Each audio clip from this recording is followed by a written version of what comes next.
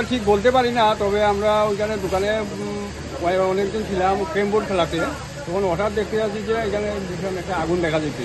তখন আমরা রাস্তা মানে ওদের গেটের সামনে এসে দেখলাম যে ওখানে কেউ নেই।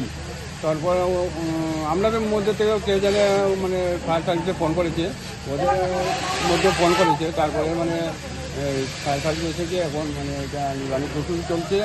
আর কিছু জানতে পারলাম যে ওইখানে ওইটা একটা ওয়েস্টেজ মাল ছিল, ওইটাকে মানে এখান থেকে বার করে নেওয়ার জন্য ওটা গ্যাস ওয়েল্ডিং মেশিন দিয়ে মানে ওটা কাটছিল আর কি। তখন ওই ট্যাঙ্কারের মধ্যে তেল ছিল, ওই তেলের মধ্যে আগুন লেগেছে। ওটা মিশন টিলা 132 kV সাবস্টেশন। আপনি কি স্থানীয়? আমি স্থানীয় এখানে। আপনার নামটা?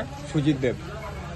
এখন কি আগুন নিয়ন্ত্রণে এসছে? হ্যাঁ, এখন নিয়ন্ত্রণে এসছে আগুন। মোট কটা গাড়ি এসছে?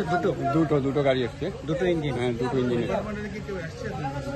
ডিপার্টমেন্টের এখনো উপরমহলে কেউ আসেননি, মানে স্টাফ আছে 2-1 জন, যারা মানে ভিতরে কন্ট্রোল রুমে থাকেন, ওরা সবসময় এখানে ভিতরেই থাকেন।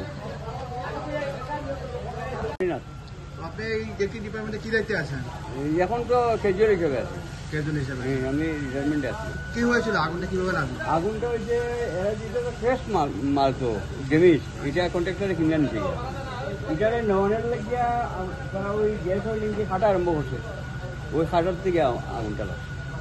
আর এটার ভিতরে তেল আছে।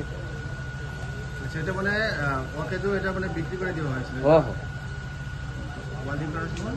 ওই ওয়েল্ডিং না, এটা খাটটা নিবো আর কি। নেওয়ার সময় ওই আগুনটা লাগছে। তো এখানে যে আগুন লাগছে, তারপর কি আপনাদের ঊর্ধ্বতন কর্তৃপক্ষ কাউকে জানিয়েছিলেন? হ্যাঁ, আমি জানাইছি। এরাও আইছে, একজন আইছে, আমার পরে তামিও দেখছে। কে আসছে? অফিসার কে আসছে? আছে কে হোক সোহাগদেব, ম্যানেজার। ম্যানেজার কে আসছেন?